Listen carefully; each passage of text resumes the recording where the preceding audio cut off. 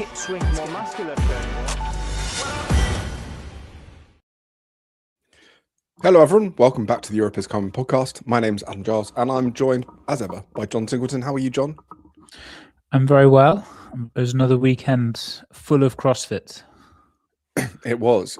I didn't get much of a chance to watch the French, so I'm going to have to lean on you today, I think a little bit.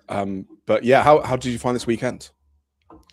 It's exciting when you've got, this is a classic thing of having skin in the game. So when you have athletes competing, it like ups the I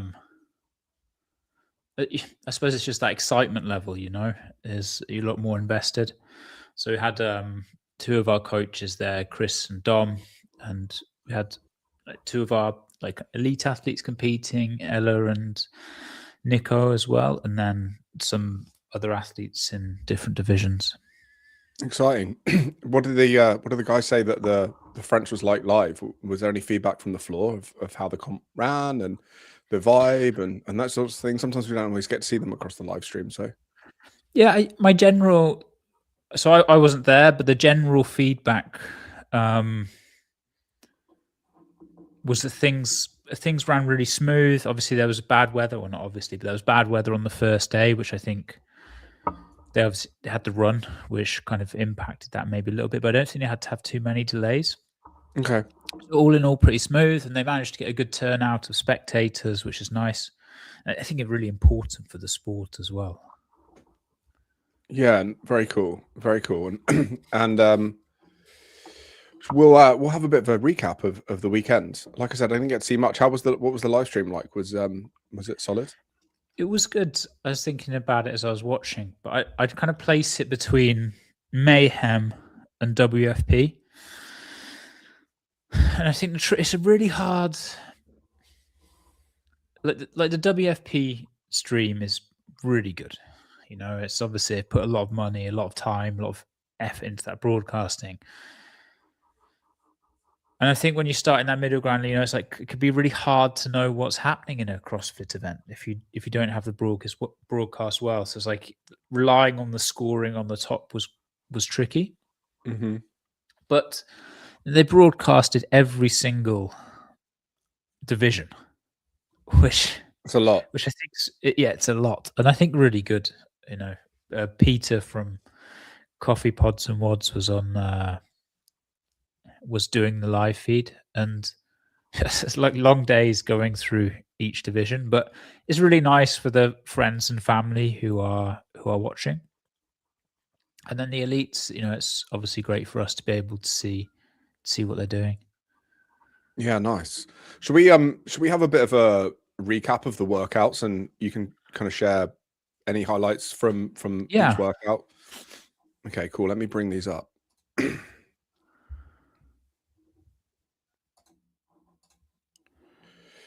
Sorry, if you're listening to us, I'm just bringing up the workouts from French Throwdown, so we have them on screen. So if you are joining us via video, you'll be able to see them now.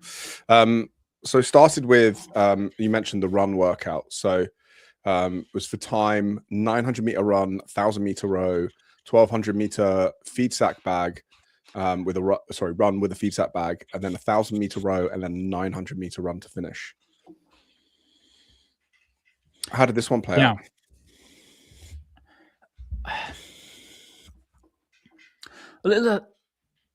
As expected, and I don't think there were any surprises. The feed sack run was the bag was heavy. Like for guys, it's 45 kilos, so that had a big impact on the workout.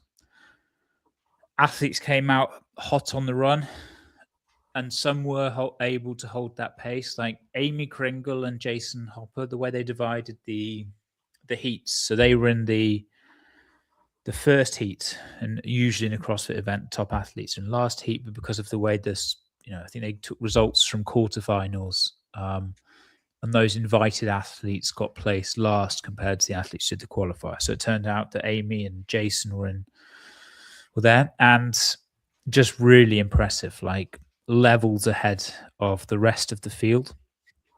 Amy kind of looked like in a league of her own.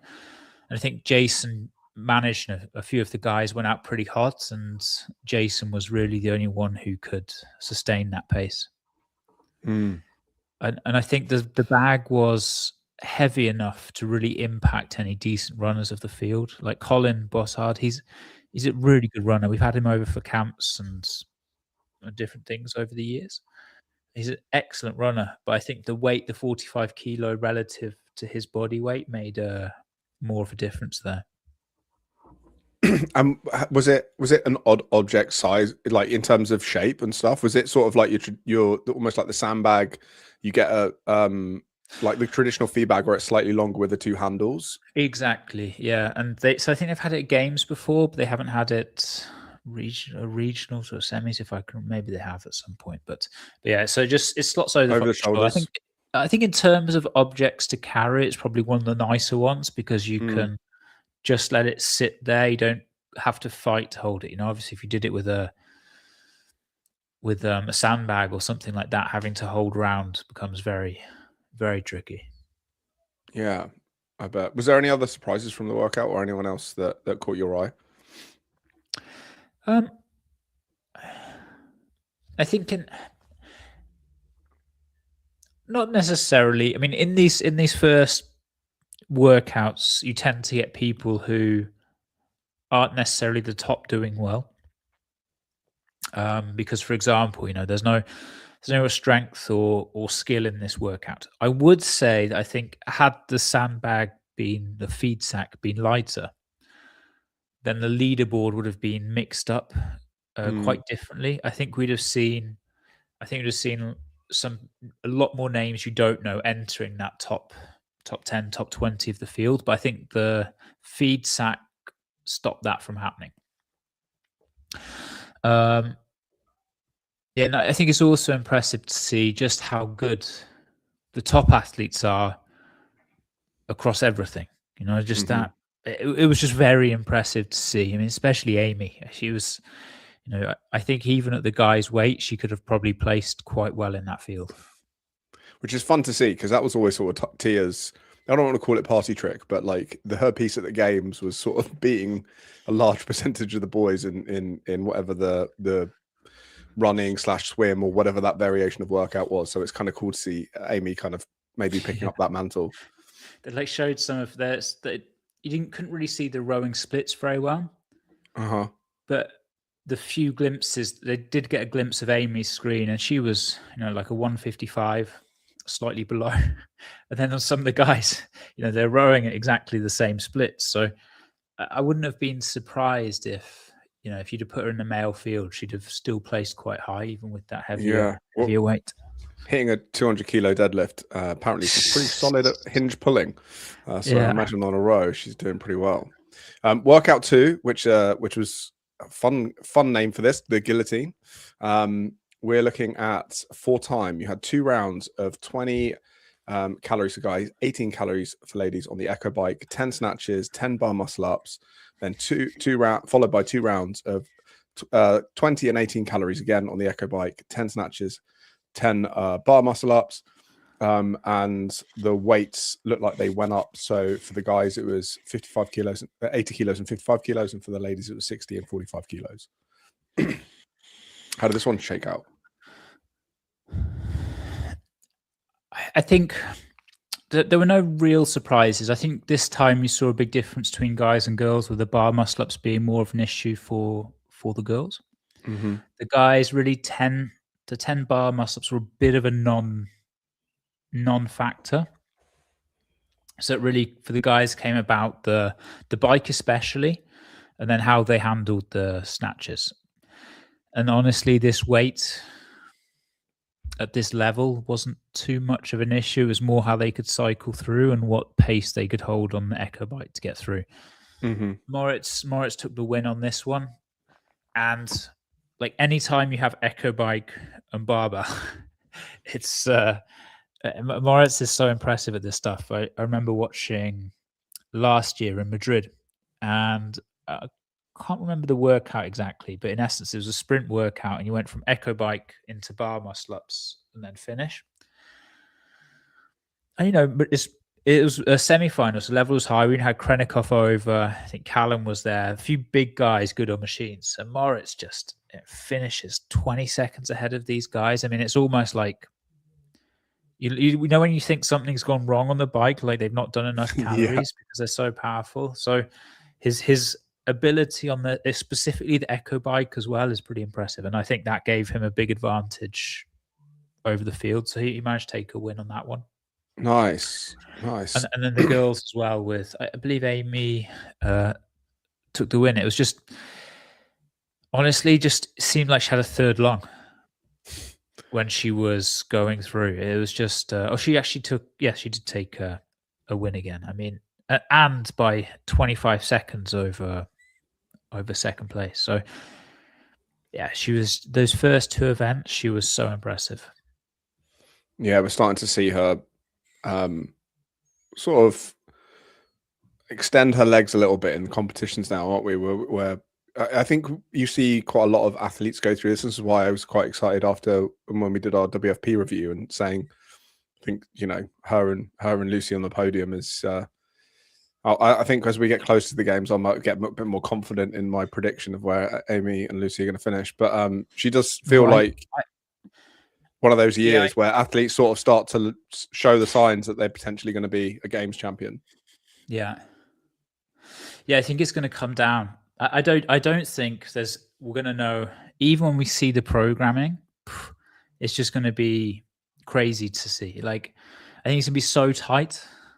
Mm-hmm. You know, and you also have, I mean, we kind of get into Miriam as we go through the next events, but yeah, she's just, no one is even close to her in some stuff. So you've got these, and this is where Tia was so impressive because it was across the field. But now you've got girls who are not touchable at certain things, and that's where the programming is really going to matter for who comes out on top. Also, the point system. This is something I think we've spoken about it on here before, but again, I don't know why. There's no standardized point system across these semi-finals. It's also a bit crazy that it's not been implemented. So the French point system, it wasn't as bad as WFP, but it did really weight winning. If you weren't inside the top 10 on events, you just weren't picking up any points. So you needed to be inside top 10 because of the way it worked. And obviously, the further into that top 10, the more advantage you had. Yeah. And do you know what? I'm surprised that, and maybe they are, and I'm just kind of missing it, but I'm surprised that the athletes aren't mentioning the differing point systems more, because it does seem to be quite a bit of the luck of the draw to what point system you maybe end up getting. But I could just be missing it. Maybe there is a bit of discourse around it, but it seems quite quiet on that front. It's just, you know, the biggest advocate over all these years has been Brent. And he really tried to standardize some things. And I do agree there's an exciting thing about not knowing what's happening, the constantly varied nature. But it does feel like you could probably standardize a scoring system or a point system. There's like I don't feel it like changed the excitement level if you just had a scoring system that everyone agreed on, that you go, okay, in a CrossFit event with 30 people, we want to reward the winning because, okay, it's just become, I also don't think that needs to be done, but I get that that's what's happened over the last 10 years. But does it? I know, as if you need more incentive to win an event. Yeah, I really feel like the heart of CrossFit has always rewarded consistency. So why in the sport do you then reward winning?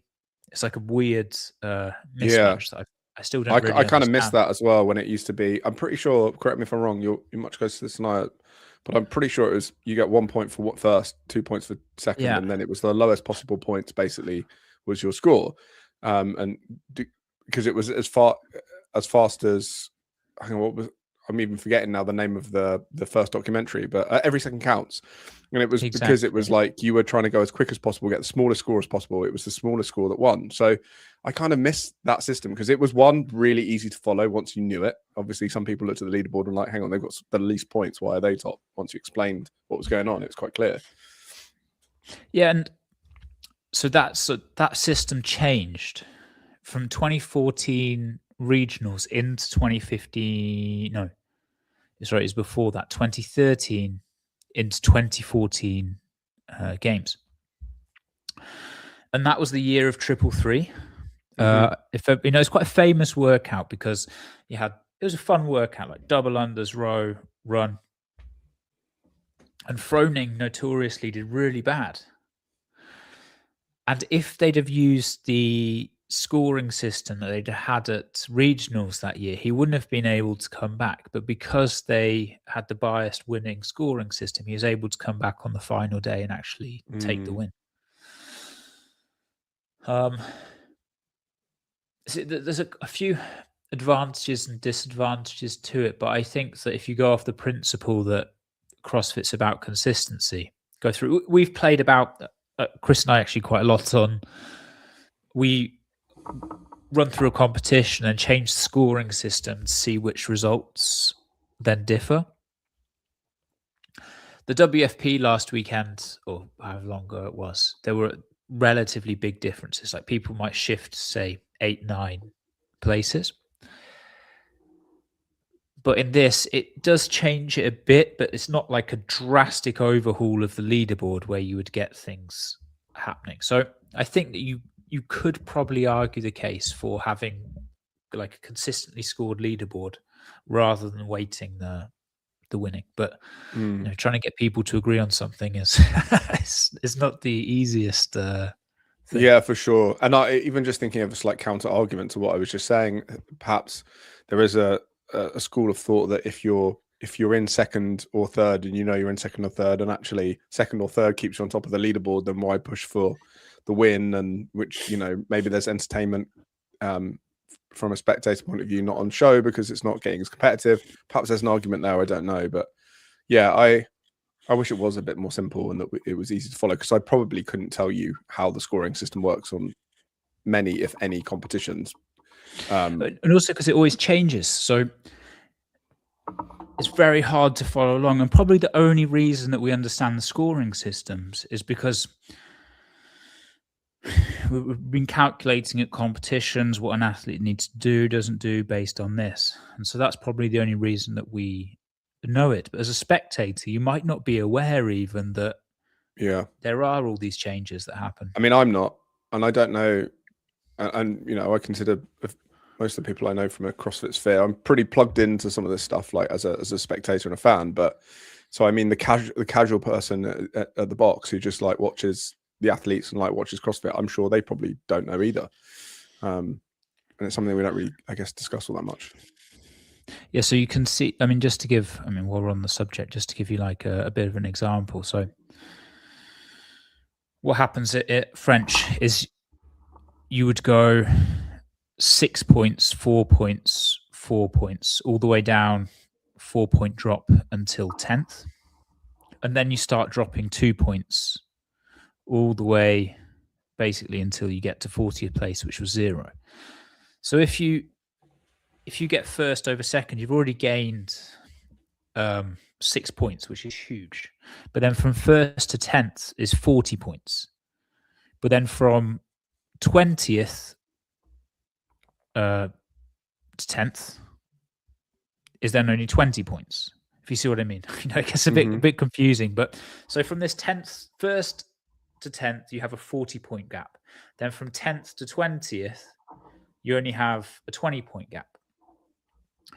And what it means is that if you're an athlete that's just really consistent, say you're placing 12th or 15th all the way through the competition, whereas you really won't be rewarded. Whereas if you're an athlete that can win an event and then do badly, you get a lot more benefit because of the way things are playing out. Yeah, I'm sure this is something we'll talk about more and more. It does seem odd, and having something standardized would be a benefit. Also for the athletes, so that they have some consistency in terms of how they compete, I'm sure. For Madrid, we requested a more consistent scoring system. So you see in here, for example, there's this like 6-point, 4-point drop. So we would have a slight bias within the top 5 or top 10. and then it's consistent, but only like a 1-point bias, which makes it a lot Okay. more consistent as you go through. So there's some slight reward for winning because, whatever, that's the style at the moment, but it's not so extreme that, you can do really badly and then really well and place high. Nice. Maybe something we can talk a bit more about when we do the preview for Mad. Yeah. Obviously, we talked about the programming last week, so if you joined us for that, it's good to see you. Thank you very much for doing so. It was a fun episode, and excited to see the programming play out. But back to the French workout number 3. I'm not going to have a go at the pronunciation of this one. My French is not, and certainly my accent not great. But workout 3, 6 rounds for time, 15 double dumbbell thrusters, 15 burpee facing over the line, 22.5 for the gents, 15 kilos for the ladies. A bit of a classic CrossFit workout, this one. Yeah. And I think in some ways it's nice when things are simple. Dumbbell thrusters, line facing burpees. This has got open vibes about it to me. Yeah. One thing I would say with the programming, I think Mayhem was really nice to follow. Like, you could always see where the athletes were. There's a very good logic. But actually in French, that was one consistent thing. Like, it was quite hard on the feed to know where anyone was. Okay, they did advance the dumbbells, but then the burpees took so long that you didn't necessarily, if there was a close race, it's hard to tell where someone was. You didn't know until they crossed the line, kind of thing. Basically until they started running, going through, or if they had a big gap. So from a storytelling point, that was a bit tricky. But I mean, this had Miriam. I was going to say, this has got to be Miriam all over it, this one. Yeah, I don't. There's not even a. I don't think there's ever a doubt. She was just moving. She just moves so quickly. I mean, just so impressive. Yeah. What about on the gent side? Any stand-up performances there? This was Colin. So Colin didn't have the best start. I think he had he really excelled at what he needed to do, but he finished 11th on the run and then 5th on the bike snatch, which is pretty good. But he managed to take the win on the burpee, quite a bit over Jason, who finished 2nd. So at this point, Jason's come in and gone 1-2-2. So really showing why he's the fittest on earth, And it will be said there's a Spanish athlete, Luis, who's done very well up to this point as well. So he's taken a 3rd, 6th, 3rd. So the guys' leaderboard, you've got 2 standout females starting to occur. You've got Amy and Miriam. And you start to realize it's going to be a fight for who's going to win between them. But them qualifying seems like almost a given. The 3rd place is going to be the exciting fight.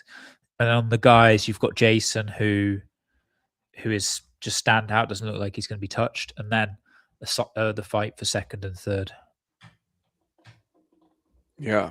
So with that in mind, we go to workout number 4. The Louvre, named after, well, sort of a big part of CrossFit Louvre, always a big part of French, close ties. And for this, it was another for time. It was 40 toes to bar, 20 dumbbell bench press. The dumbbell bench press, excuse me, put my teeth back in. The dumbbell bench press has made a lot of moves in these semifinals. I feel like we've seen it a lot of them. It's quite there's definitely consistency with the Mayhem programming coming through. And there's just been a weird coincidence that we have also had these things. There's also been, it's from a games workout with the intervals, and we also use some of these intervals which have also shown up in the Mayhem program. So it's been funny to see. I mean, even to the point of having the log burpees over the log, which is something that's never been seen before. And we have no discussions with Mayhem or anything like that. So for it to show up in both places is quite strange. It's kind of, it's real coincidence, and people might not know that. They might just assume, they've obviously been talking, or CrossFit have told them certain movements that they want to see. But from talking to you, I know that that's not the case. So it's kind of cool. It's cool to see that these themes, because again, before I had a bit more insight into it, I would always just assume, they've there must be some coordination, but no, just happenstance, which is fun. Anyway, back to the workout: 40 toes to bar, 20 dumbbell bench press, 30 box jump overs to step downs, 20 dumbbell bench press, 10 rope climbs for guys, 8 for ladies, and then 20 dumbbell bench press, 30 box jump overs to step downs, 20 dumbbell bench press, and 40 toes to bar. Again, 22.5 kilos, 15 kilos, and a 60 centimeter box for the guys, a 50 centimeter box for the ladies. What do you think of this workout? Like a fun down and back chipper. I always quite like the down and back chippers. And the last set of toes to bar became quite exciting. Claudia, who's obviously, because being French, like the fan favorite to try and get a ticket, she again also hadn't had the best start to the weekend, but she managed to finish second on event 3, the burpee one, and then take a win here. So it is a weird format actually, because you've done with the amount of events, you had one event Friday, 2 events Saturday, and then 3 events on Sunday. Oh, right. So actually by Saturday night, when you feel like you're over halfway through the competition, you're not, because there's still that many points left on the table. So this chipper workout was starting Sunday morning. So Claudia got off to like a good start with that. Yeah, I feel like she does well in chippers. I don't know if that's just recency bias off the back of this workout or if it's true, but I do feel like she's often strong in a chipper. Yeah, I don't think she's been able to maybe express her best fitness in this part. I think she'd be disappointed not qualifying through French, even though it's solid. She's definitely one who would have been on the list to do it. And then on the guys, Jason just walked through. It did become some quite interesting foot races at the end, because a lot of the guys had struggled with the toes to bar. The grip really became a big factor. Yeah, you couldn't see it on the live stream. You just saw like, obviously, like when people had like 5 reps to go and then were breaking and going back. So I think it would have been, especially being there in person, would have been an exciting one to watch. Nice. Workout, excuse me, frog in my throat. Sorry for everyone listening. Workout number 5, which this says 0 to 1 minute loading. I'm presuming this is loading of the barbell. Then the next minute they had to complete 6 front squats, which was their first attempt at weight 1. Then rest 1 minute, and then they had a second attempt, and then they had a minute rest again, and then it was in the 5 to 11 minutes were 120 meter handstand walk, which is interesting. It's sort of another take. Like we talked about this a little bit when we were looking at the MAD programming of doing something slightly different for the lifting event. So this is another slightly different take on finding. Maybe a max lift is unfair, but like we're starting to see some people play with variations rather than just a ladder or a heavy lift. Yeah, and obviously, as we always see in CrossFit, there's just big weights being thrown around. Like one of the guys, this Leonardo, Italian flag, 170, which is just an insane amount of weight to, not only clean, but to then front squat 6 times. It's just pretty crazy. And then we saw on the female side, I believe it was Miriam. Yeah, Miriam with 113. Yeah, nice. On the barbell, which, again, she made it look pretty easy as well. I think she knew from the previous heats there was a 112, so she knew exactly what she needed to do, pretty calculated. And I think she had a lot more in the tank. Well, did they have to hit the second attempt, or could they just do the first one? No, so a lot of them went out and just did 1 attempt. This is why I think lifting events in CrossFit, I find, like, because the big thing is, as an event organizer, you need to get hundreds of people through a lifting event, your community, etc. And okay, you can just give a time window when everyone has to lift, but it's really hard for the fans to follow, because if you gave everyone their moment of the lift, it would take ages to go through. So finding this balance is very hard. That's why I like ladders, because they're exciting. Everyone can go through. It's maybe just you need to get the weights right in order for the ladder to work, but it's a lot more exciting spectacle. Yeah, agreed. Agreed. How about the handstand walk? How did that break down? It was really a bit hard to follow, but some girls just smashed. The Leia Storen, who she did really well all weekend, but she it's just so quick on her hands. I mean, they're basically just running. Yeah, it's wild now watching. I remember when sort of handstand walking stock was, introduced in the games and how everyone could do it, but it was sort of like you had to go in little. It was like me watching me handstand walk. Had to go in like 5-meter segments. But now it's just like literally sprinting on their hands and doing tricks in the middle. It's kind of crazy how far it's come.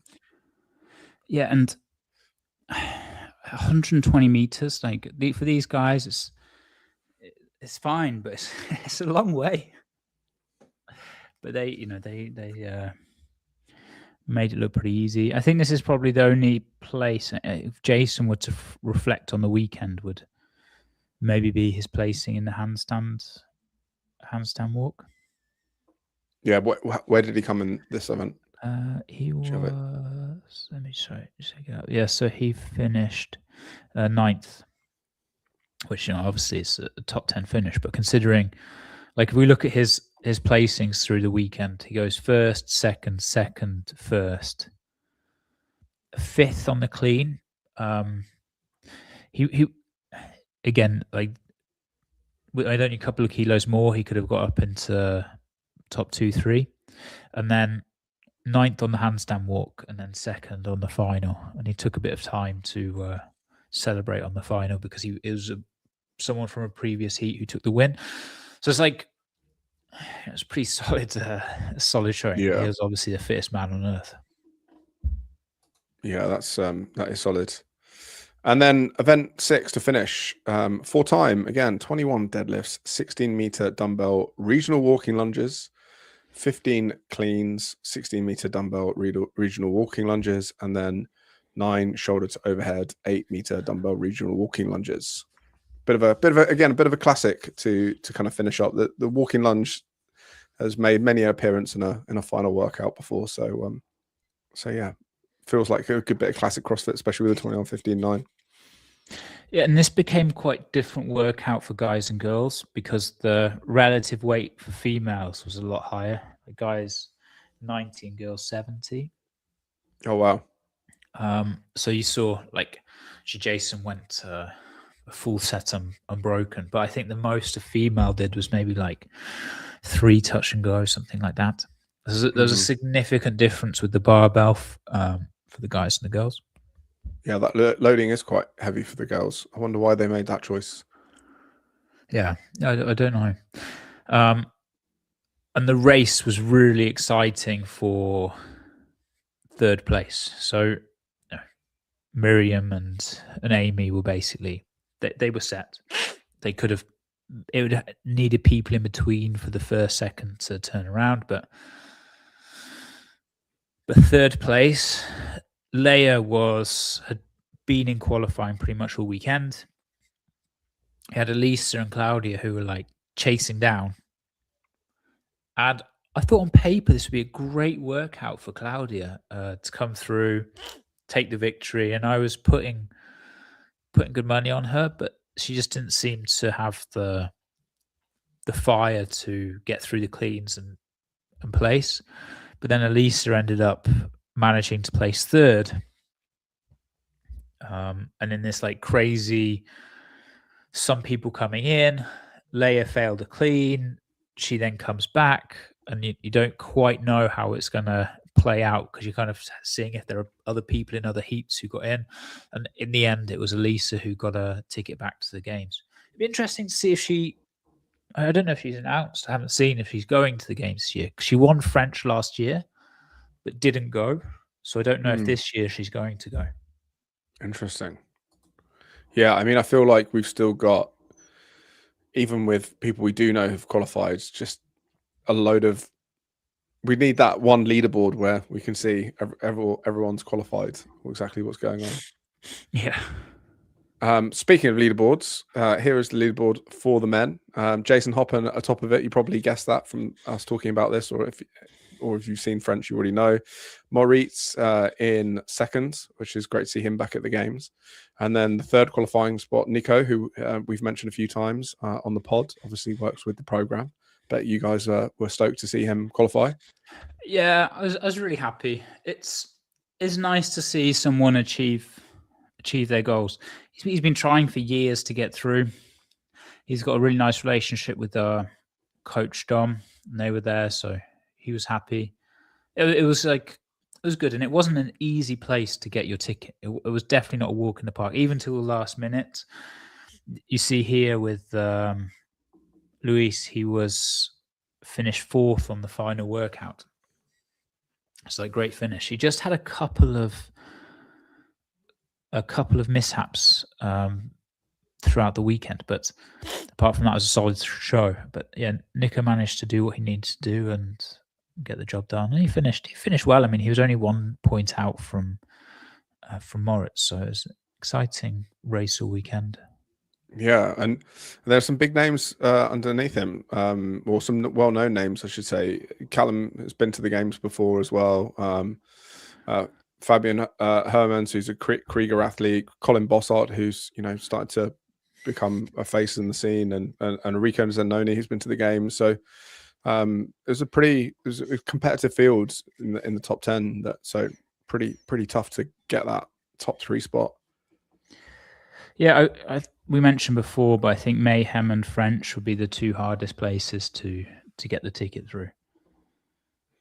So we'll go to the elite women's, and again, probably no surprises that Miriam Van Roor and Amy Kringle are your top 2. Again, mentioned it. I was a little surprised to see Amy get beaten out by Miriam, but I guess there was just, as you mentioned, John, Miriam's a bit of a home run hitter on certain events, and she got the rub of the green in terms of programming, perhaps falling a bit more towards her advantages than Amy's.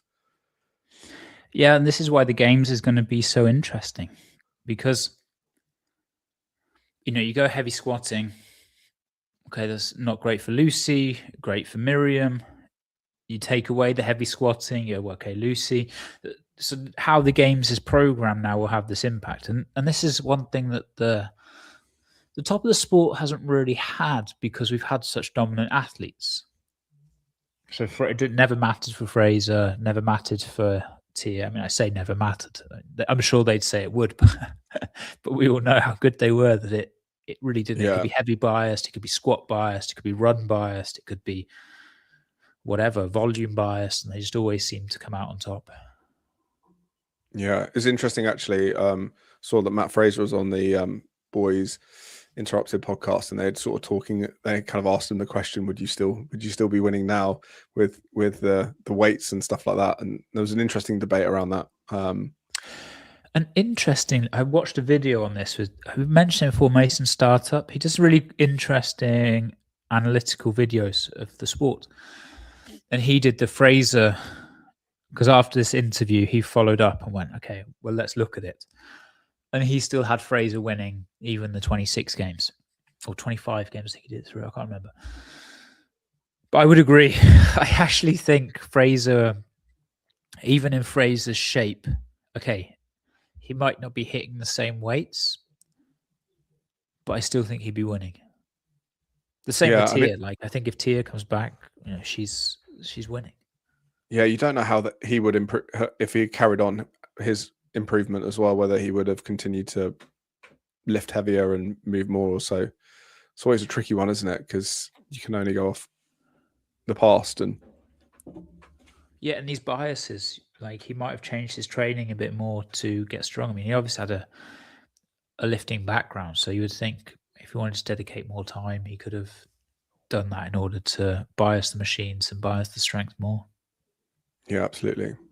So Amy in second, as you mentioned, Elisa Filiano coming in third, Leah Storr in fourth, and Claudia Gluck in fifth, and then Lucy McGonigal as well in sixth. So, I mean, she's got loads of time being so young and new to the sport, but someone who was at the games last year.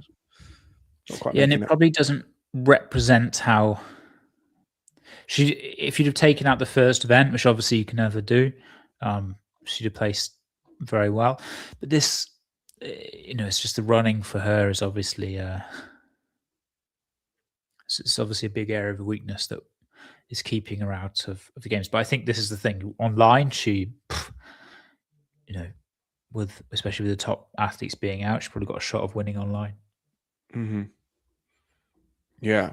So French done and dusted. We've got our 6 athletes going to the games, or at least been given, I'm sure, invites to the games. Whether, like you say, whether everyone, Elisa, someone like that decides to go, we'll have to wait and see. But yeah, really cool. On to the next one. we've still got more of these to go, which feels a bit crazy. Yeah, this is something we've spoken about in the season for many times, but why not have events spaced out over the year? It's like, I don't even know. Let me just check how many events are happening next weekend. Okay, so it's Torian and Rebel Renegade games. So you've got one happening in Africa, one happening in Australia. And Torian's sort of one of the biggest. I mean, it's always looks outstanding from a quality, from a broadcast. Like the Aussies send it. Yeah, 100%. And you just kind of go, why does it all have to be like rushed in? Because I do think there's something to be said for things happening each weekend, because it keeps the conversation going. Not each when, but at least having a longer season where live events occur. Yeah, absolutely. So yeah, this weekend, Torian Pro, which is in Brisbane, and Rebel Renegade Games, which is in Johannesburg. And I'm sure Torian will be. I haven't seen the full list of athletes that. Actually, then the weekend after that, we got Syndicate Crown, which will be again a big event, big names there. The workouts seem to get quite a lot of traction online. I know quite a few people were talking about how much they like the workouts for Syndicate, which was interesting. So yeah, those 3, it's certainly Torian and Syndicate, I think, are going to be. They're going to have live streams. They're going to be, big events. It'll be interesting to see who qualifies out of those 2 events. I've seen that Justin Medeiros, for instance, is over in Australia. Oh, really? He's doing Torian. I haven't seen. Yeah, he's doing Torian. So I think him and Ellie went over there. Obviously, Ellie's got family there. So yeah, it looks like he's there. I'm going to try and qualify out Torian. So be interesting to see who qualifies out Torian. The field, I imagine, on the Aussie side and with the Kiwis is strong. Yeah, I think they have. The thing you start to see there is the top is very high, and then it drops. There's like a big drop. So often getting the games ticket can be very hard, but then the level beneath is not the same in the other regions. Yeah, absolutely. It'll be exciting. Rebel Renegade games. Interestingly, Rebel Renegade games have 9 events over 4 days, which is not the semi-norm. So we have Thiago and Jan competing there this weekend. Nice. So actually, shout out to Chris, who's probably at the airport again, about to board another flight to Johannesburg now. He's getting his flyer miles in. Yeah. So I just pulled up the Torian Pro, so we could have a look at some of the athletes there. I'll try and do the Renegade games as well in a second. So got Bailey Martin on the guy side. I'm just going to try and shout out a few names that I recognise. Looks like we've got, I don't know Benjamin Sexton, but from the US as well. There's another US flag there. Please do also shout John out if anyone you recognise. You've seen this Hiko Ote. I believe he was in the teen division, so that might be interesting to see him coming through. Nice. Jay Crouch. And then you got Jay Crouch, Justin Medeiros, Calm Porter. Love to see it. Bit of an OG of the CrossFit space, especially in Oz. Peter Ellis. Ricky Gerard. Yeah. So this is the thing. Like you've maybe got five guys vying for 3 spots. Yeah. Just like we weren't happy to see. Well, not happy is the wrong, but it's having Jason in Europe took one of those. So yeah. And Riley Martin as well, who I think is Bailey's brother, and I've seen him shifting some tin, so I reckon he's probably going to be interested to see how he's shaping up. Yeah, but it would just be really hard to get that spot. Actually, I said Madrid and Mayhem, but it's going to be stacked in Torian now. Just with those athletes there. Having a look on the female side of things, just seeing again, Emily It'd be DeRoy. Interesting to see Eddie Turner as well. Can she come back? Yeah, how's her back? Last competition, I think she was at Wadapalooza, and she seemed to do okay. I know she wasn't sort of fine for the podium, but she seemed to be back in competition. So it'd be interesting to see how her back does. She's obviously been out for a while with a back injury. You got Emily DeRoy, Grace Walton. The other Haley Adams. Kyra Milligan, actually. I didn't know Kyra was there. Oh, yeah. Kyra, Maddie Sturt. So, Marnie Sykes, who's been on team before as well. So, and then Taylor Howe from the UK is there. Taylor gone over. Yeah. Actually, I was impressed at Taylor last year at Madrid. I think she's very close to qualifying. So I don't know how. She might be a bit of a dark horse depending on the workouts. Well, she did really well in the Open. I think was she fourth or fifth? I can't remember, but I remember her having a strong finish, placing. So, all right, I'm just trying to see if we've got a leaderboard for Renegade Games. It doesn't look like we do at the moment. So I can't tell you the athletes. I'm just on their website. I can't see, so apologies if they have got it somewhere and I'm missing it, but I can't see it on their website. So can't go through who's going to be there this weekend. But yeah, look out for live streams of that. We'll obviously be checking them out, and I'm sure next Monday we'll be doing a similar recap for those on top of all the other semi-finals that we've covered. Yeah, I mean we'll have Jan and Thiago there, so hopefully. Hopefully they're doing well this weekend. Yeah, absolutely. We wish them the best. One thing I did see, I wanted to get your thoughts on, John, was I saw this piece of news break this week that the World Fitness Project has launched its own mobile app, which is an all-in-one hub that provides updates, announcements, exclusive offers, and more. So it basically tells you everything that's going on with the WFP season, but it's got leaderboards so you can track progress, which is good because I have critiqued a few weeks that sometimes the leaderboard isn't always on the website. It can be a bit hard to find for the workouts and stuff like that. So yeah, I thought this was kind of interesting idea. They've also putting workouts on there as well. What do you think to this? I think it's a good idea. Something that CrossFit. CrossFit have, but it doesn't really get utilized. And it was just strange with the CEOs that they had over the time being involved in tech with both Eric Rosser and Don Fool, that they didn't implement better technology. Like obviously there's the CrossFit app and the CrossFit Games app, but when do people use them outside of the game? So WFP managed to do this well. I think it could be a good idea. It's a great idea, but making it like gaining people's attention on their phones is not easy. So I'm interested to see outside of competition how they can make it work. Yeah, that is the thing. I don't think outside of the Open I ever opened the CrossFit Games app ever. And then the Open rolled around. I was like, oh yeah, there's an app. And then I've got to try and log into it again, and all the rest of it is sort of only used for 3 weeks of the year.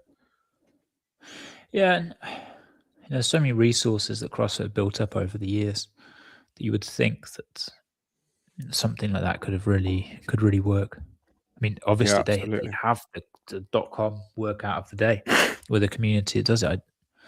So you see how it got utilized more. But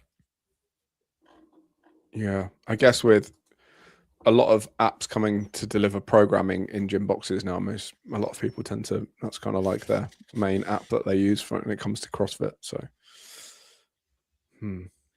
I'll check it out once it's available. Anything else that you had on your mind this week that we want to talk through? I think it's a good wrap up. So 2 more weeks of in person, and then a week break, and then the online. Yeah. And how do you? What are your thoughts around the online piece at this point? I think it's weird that they gave so many spots online. How many is it? Sorry, I can't it's couldn't remember. 7. Off the top of my head. 7.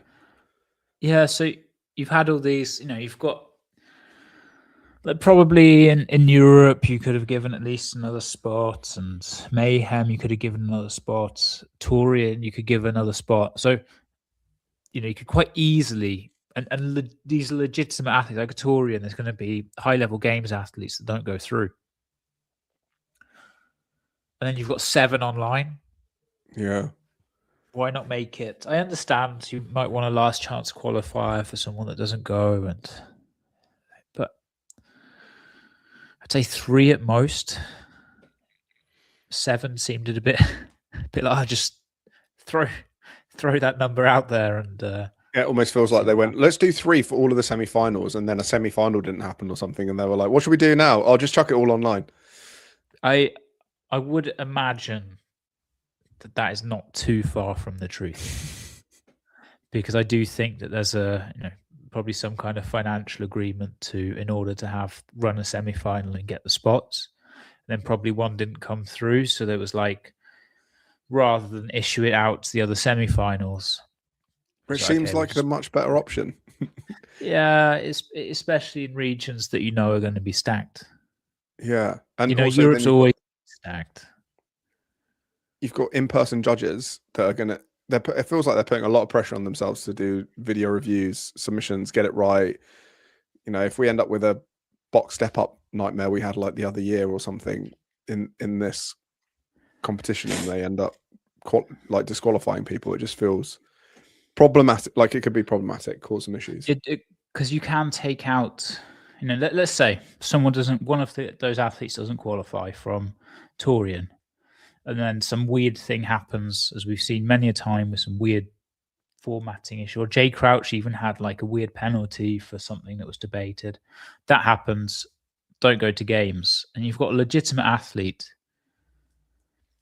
who should really be at the games. Mm.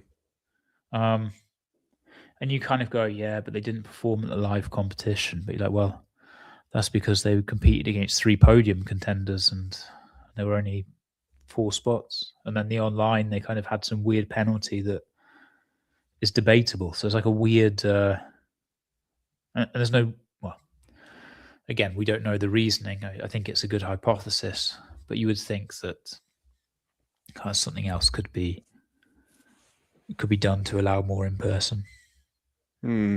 Hopefully it's something going into next year that feels a bit more structured and secure, because we've debated it a lot. We're not the only people in the space that have talked about the format of the season and the ups and downs of it. So with the new CEO, hopefully it's something that gets addressed. It does feel a bit weird giving 7 for an online competition. Awesome. Well, with that, I think we'll wrap it up. So this weekend, Rebel Renegade Games, Torian Pro. Next Monday team, we'll be having a recap of those, talking to you about how those competitions played out. And if you haven't listened to our last episode where we went through the Mad Fitness Championship workouts, definitely do that, because it was a lot of fun, really interesting to look at the workouts, and we'll have that coming up very soon, which should be exciting. Perfect. Well, John, thank you very much. Great to speak to you as ever. And team, we'll catch you on next week.